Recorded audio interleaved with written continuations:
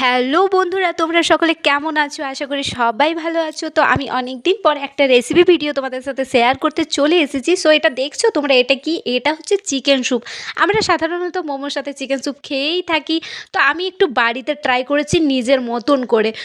So দেখি সেটা কেমন হচ্ছে, তোমাদের সাথে কিভাবে বানালাম পুরো ভিডিওটাই শেয়ার করবো। সো না কেটে আমার ভিডিওটা তোমরা অবশ্যই। আমি এখানে স্যুপ বানাতে যেগুলো নিয়েছি: পেঁয়াজ কুচি, আদা কুচি, লঙ্কা কুচি, টমেটোর কুচি, ক্যাপসিকাম কুচি, গাজর কুচি এবং রসুন কুচি।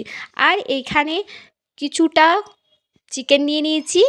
সো এবার চলো দেখি এটা করে নিই। তো কড়াইয়ে তেল গরম হয়ে গেছে, এরপর আমি চিকেনগুলো দিয়ে দেবো। এর মধ্যে হালকা নাড়াচাড়া করে নেব। এরপর আমি সব এইখানে পেঁয়াজ কুচিগুলো তেলের মধ্যে দিয়ে দেবো। এরপর আমি দিয়ে দেবো আদা কুচিটা। এরপর আমি দিয়ে দেব লঙ্কা কুচিটা। এরপর আমি দিয়ে দেব গাজরটা। এরপর আমি দিয়ে দেব ক্যাপসিকামটা।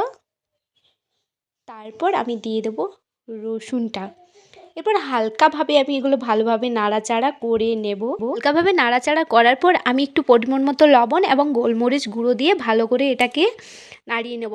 এবং যাতে স্যুপটা একটু ঘন হয় তার জন্য আমি একটু ময়দা গুলে জলের মধ্যে ওর মধ্যে দিয়ে দেবো, যাতে একটু স্যুপটা গাঢ় গাঢ় হয়।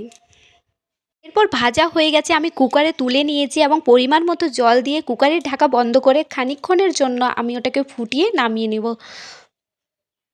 তো বন্ধুরা, আমার চিকেন স্যুপ রেডি হয়ে গেছে। আর দেখতে দেখো কি অপূর্ব লাগছে। খুব কম টাইমের মধ্যে এত ইজিভাবে এই চিকেন স্যুপটা অবশ্যই তোমরা বাড়িতে তাড়াতাড়ি বানিয়ে ফেলো। সো তোমাদের কেমন লাগলো আমার এই রেসিপি ভিডিওটা অবশ্যই কমেন্ট করে জানাবে।